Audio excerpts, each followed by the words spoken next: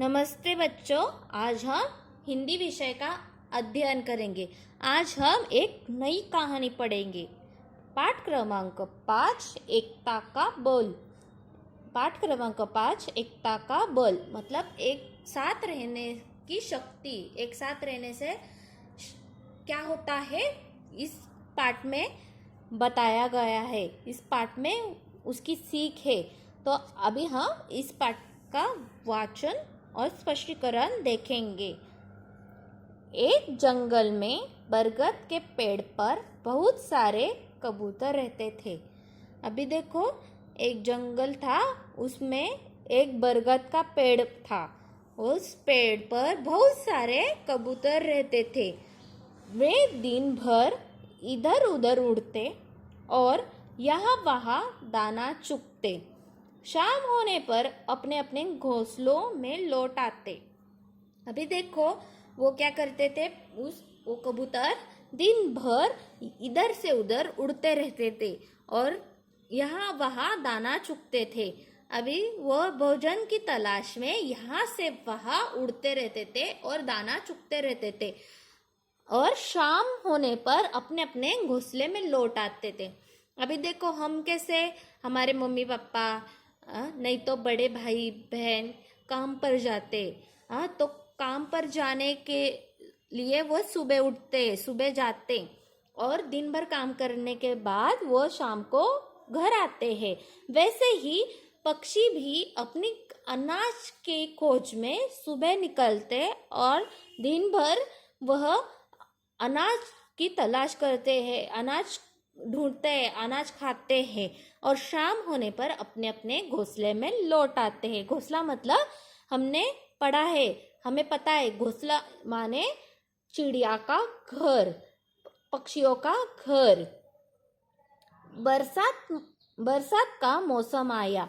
कबूतरों को भोजन मिलना कठिन हो गया। अभी देखो, बरसात का मौसम चालू है। लगातार बरसात के कारण पक्षियों को भी तकलीफ होती है, जैसे हम मनुष्यों को भी तकलीफ होती है। सब तरफ पानी पानी होता है, यहाँ से वहाँ जाना मुश्किल होता है। कई यहाँ पर जगह पर पानी बढ़ने के कारण यहाँ से वहाँ जनसंपर्क मतलब लोगों का संपर्क टूट जाता है। वो यहाँ से वहाँ नहीं कर सकते हैं। सब तरफ पानी पानी हो जाता है। पूर आते हैं नदियों को, बाढ़ आती है नदियों को, तो यहाँ से वहाँ वह नहीं जा सकते हैं। अभी देखो, इसी तरह हमें कैसे तकलीफ होती है, इसी तरह पक्षियों और प्राणियों को भी तकलीफ होती है, समस्या उनकी भी होती है। बरसात के कारण उनको भोजन मिलना कठिन होता है। वह दाना ढूंढने में परेशानी होती है, उनको दाना ढूंढने में परेशानी होती है। भोजन आसानी से उनको नहीं मिलता है। एक बार कई दिन तक लगातार बरसात होती रही। सारे कबूतर भूख के कारण व्याकुल हो गए। अभी देखो, एक बार क्या हुआ कि लगातार कई दिनों तक बरसात हुई। लगातार मतलब बरसात रुकने का नाम ही नहीं ले रही थी और वो लगातार हो रही थी। उसके कारण कबूतर को भोजन मिलना कठिन हो रहा था। वह बाहर नहीं जा सकते थे, वह एक ही जगह अपने घोंसले में रहते थे, तो उनको वो बाहर जाना कठिन हो रहा था दाना ढूंढने के लिए, भोजन ढूंढने के लिए। तो सारे कबूतर भूख के कारण व्याकुल हो गए, बेचैन हो गए। व्याकुल का अर्थ होता है बेचैन हो गए।